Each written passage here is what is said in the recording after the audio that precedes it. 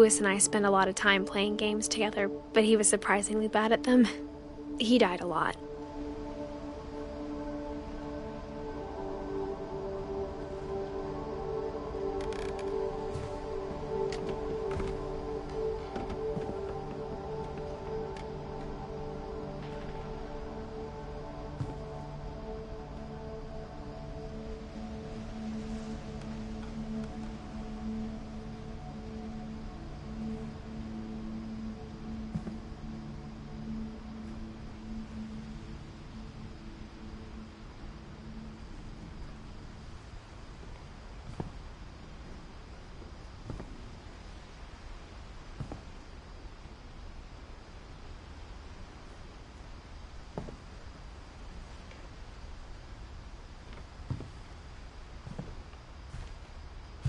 He was so proud of being Indian. I think for him, it was a way to be something other than just a Finch.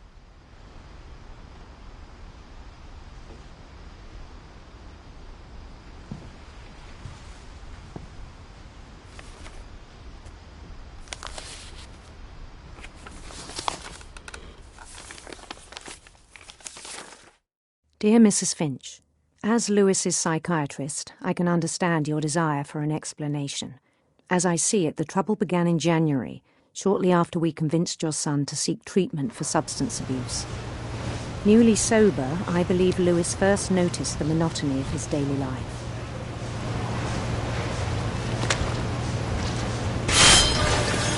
He kept working at the cannery, but he withdrew part of himself. In our sessions, I saw the same behaviour. His mind began to wander. I asked him to describe it. He said he started small, imagining a labyrinth. He'd feel his way about.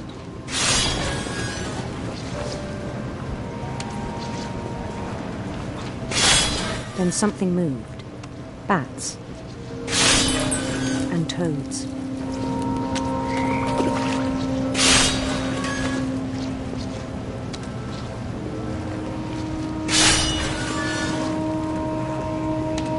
And things that had not names.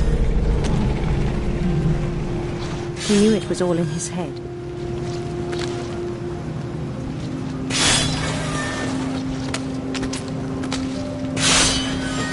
But he took it very seriously. I had hoped he'd find himself.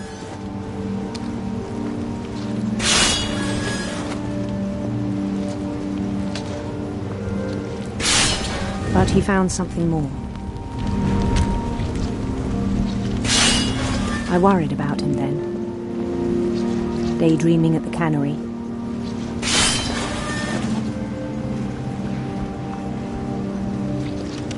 I spoke with his boss, but he said Lewis had become a model employee, methodical, tireless, focused, like a whole new Lewis. So I let him go on.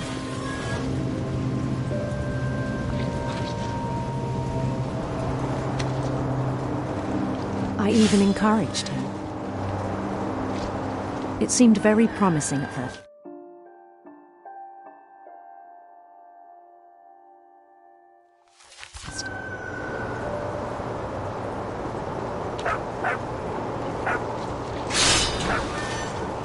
He told me he'd made a new friend.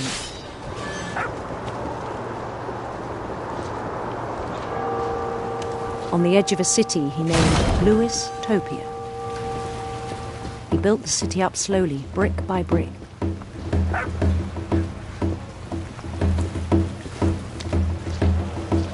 Then he made musicians.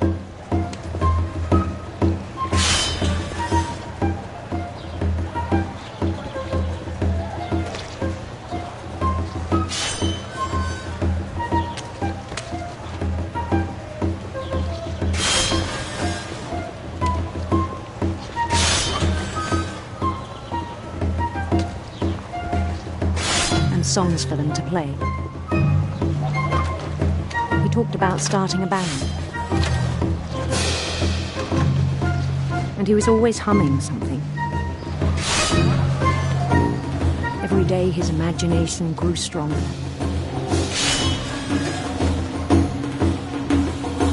He no longer spoke at the cannery. But his chopping was as reliable as ever.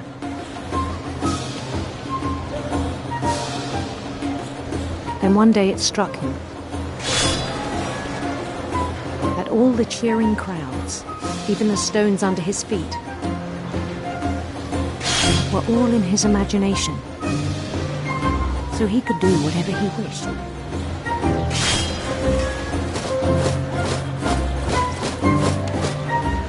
He held an election for mayor, and he won. They begged him to stay, but his mind was already wandering. It became a game for him.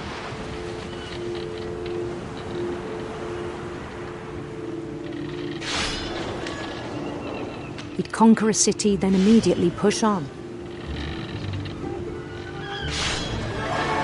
New Louisville.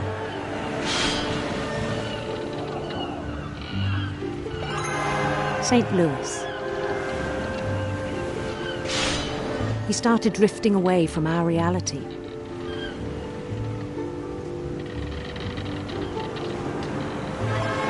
Minneapolis, until one day he forgot to go home from the cannery. Even as his mother pleaded with him, part of Louis kept sailing on.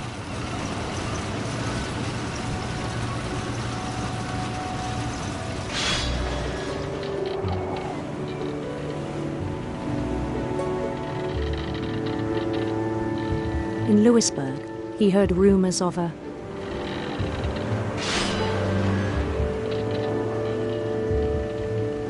handsome queen.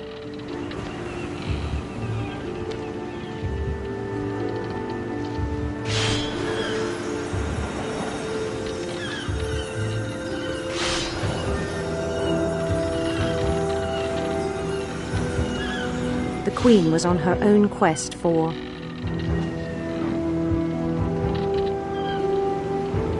radiant rainbows.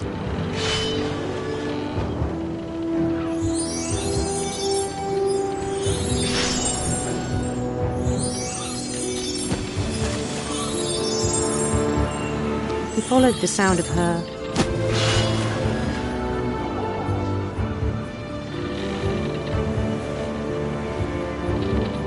silver harp.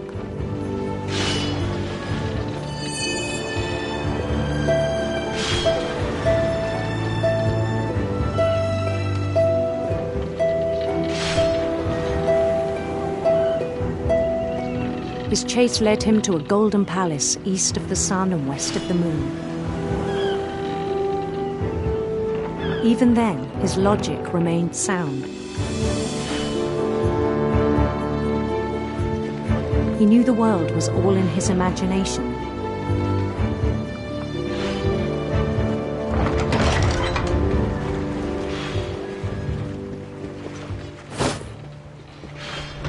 But he was so proud of having created it.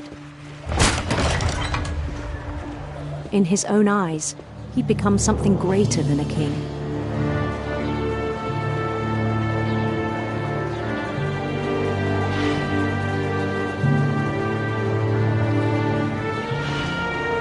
For someone who'd never known success in the real world, I think it was overwhelming. And then it struck him that the real Louis was not the one chopping salmon, but the one climbing the steps of a golden palace.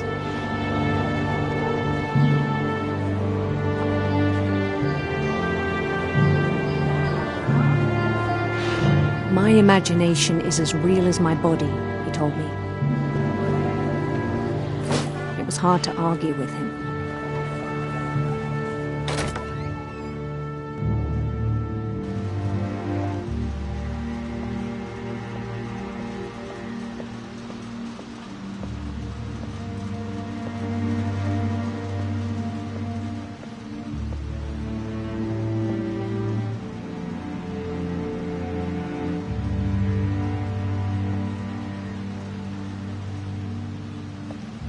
began to forget the world we know.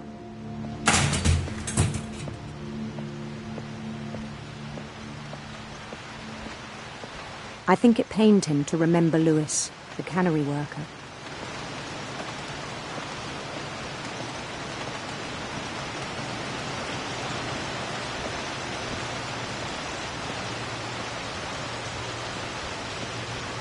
He began to despise the man with a royal contempt.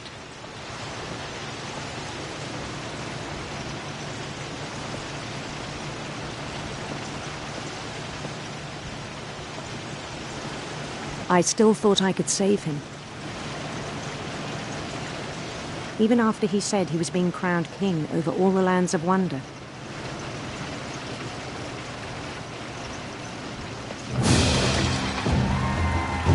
The palace would be packed with his companions.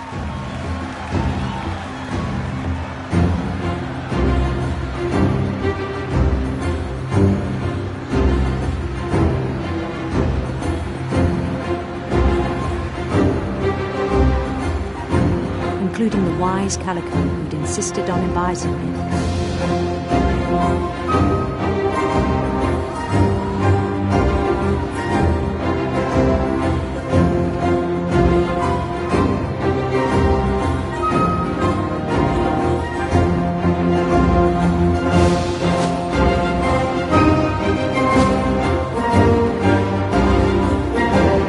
His queen waited, holding his crown.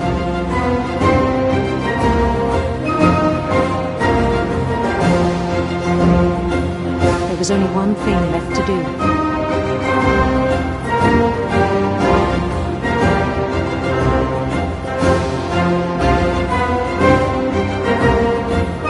Bend down his head.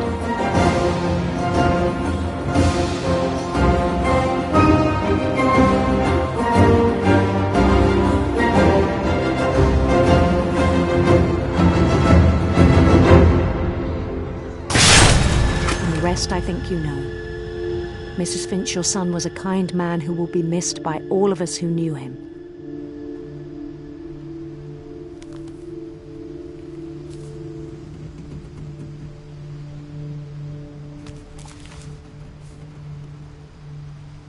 My brother was really cool. I wish you could have met him.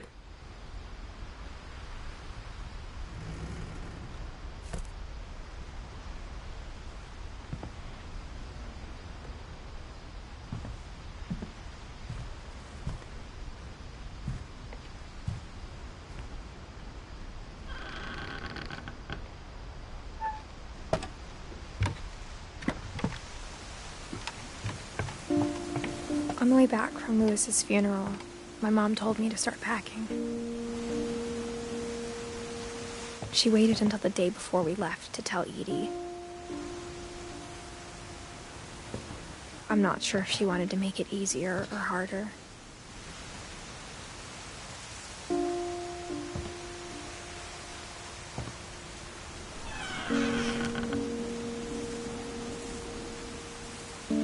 I wish we'd stayed.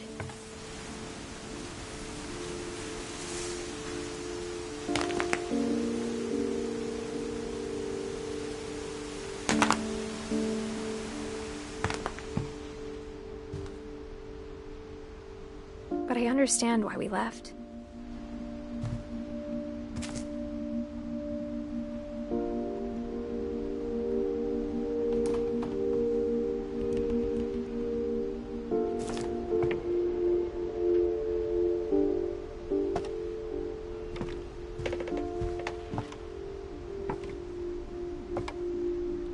My mom ended up leaving everything behind.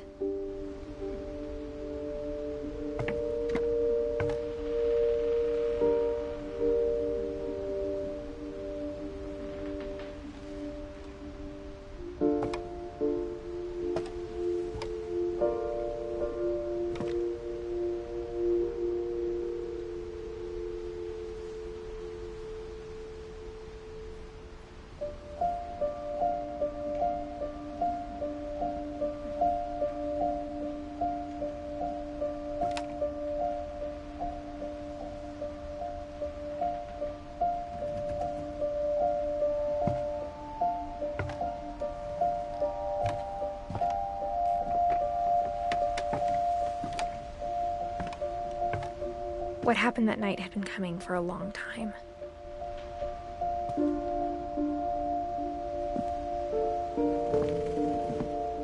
Maybe it should have come sooner.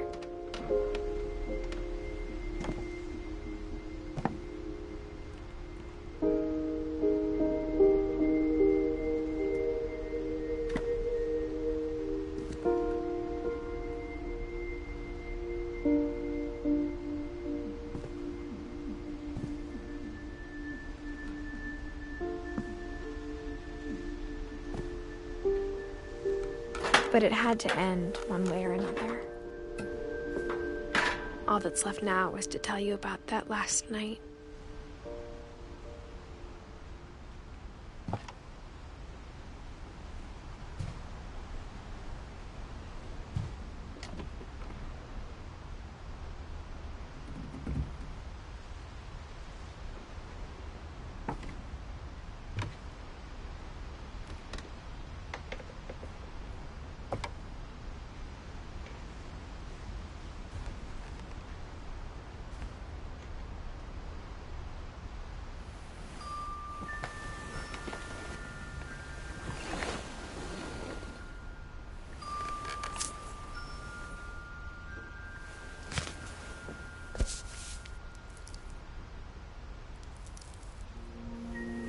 That whole last day, Edie just watched us pack and didn't say a word.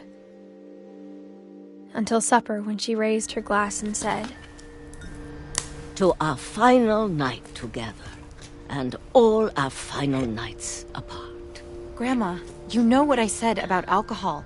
Some of your medications are very Edith, specific. I left a present for you in the hallway. Why don't you go open it? The grown-ups have to argue now. I'm sorry, you're right. We're all leaving tomorrow. Let's just enjoy our last... I'm not leaving. Edith, you're excused.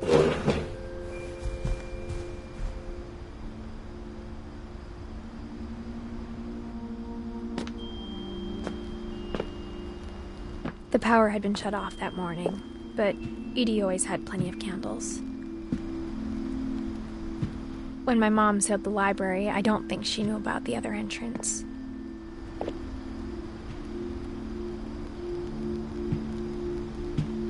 Or that Edie had a key to it.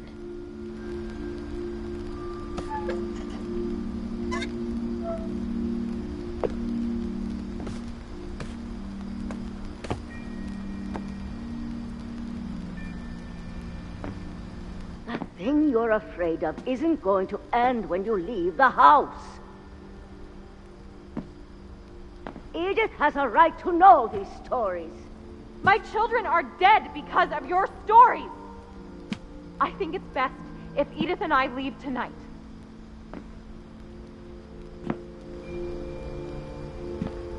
We'll have the nursing home send a van for you in the morning, okay?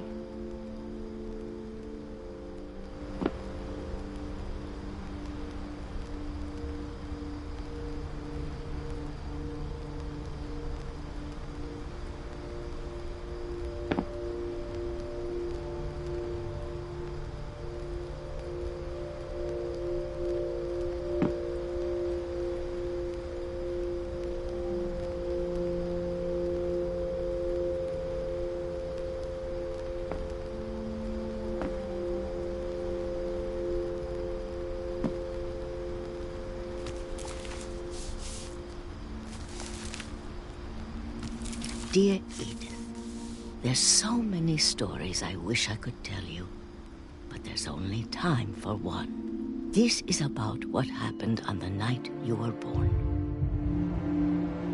That night, the tide went way, way out. It was the first and last time I ever saw the old house aground. There'd been an earthquake out in the middle of the ocean. They called it the lowest tide in 1,000 years. God, it smelled awful. You know, I've seen that house every day of my life.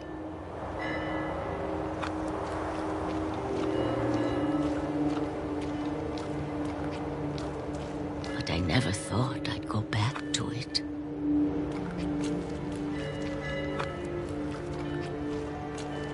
when the fog rolled in, I lost my way.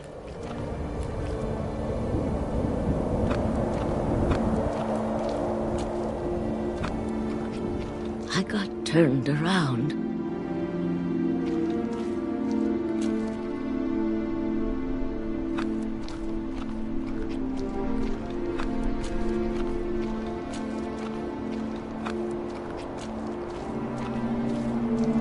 For a while, I wandered.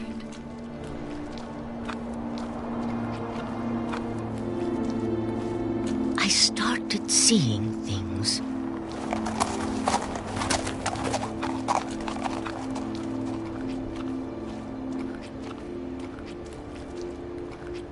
Things I'd forgotten had ever existed.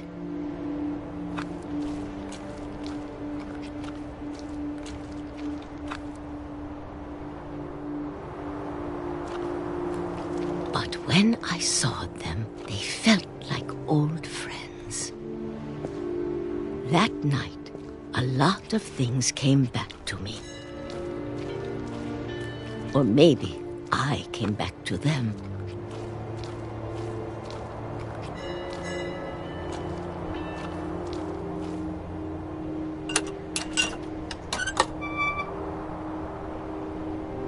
Things I can't explain, but that I need you to try and... Edith, what are you doing in here? It's mine. Edith! Mom, you're gonna rip it! Let go! I kicked and screamed, but Mom dragged me to the car.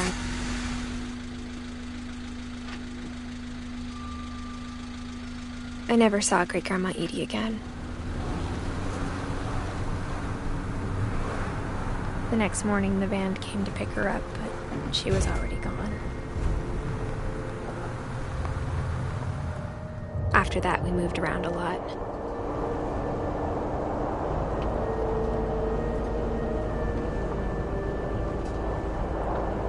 We both tried to make the best of it.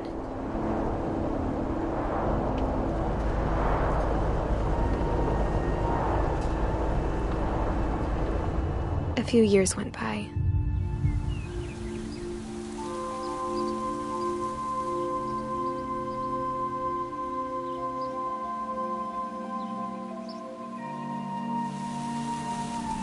My mom didn't like to talk about it.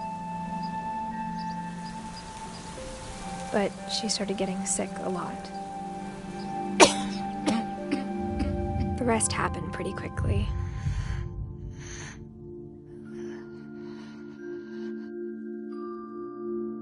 She got better for a while, and then she didn't.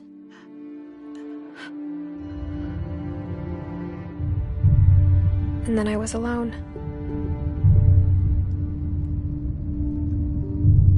The last Finch left alive.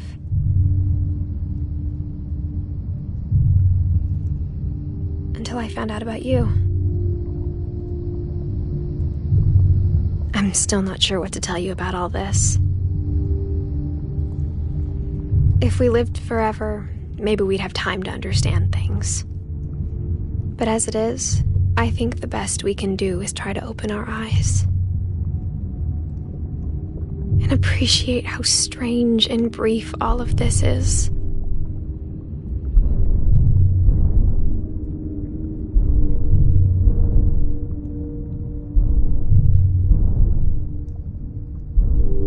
This journal was supposed to be for you.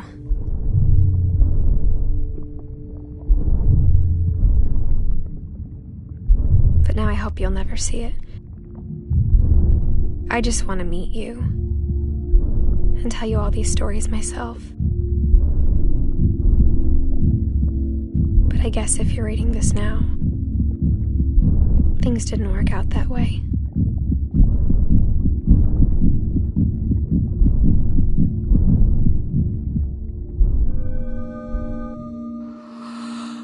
This is where your story begins. I'm sorry I won't be there to see it. It's a lot to ask, but I don't want you to be sad that I'm gone. I want you to be amazed that any of us ever had a chance to be here at all. Good luck.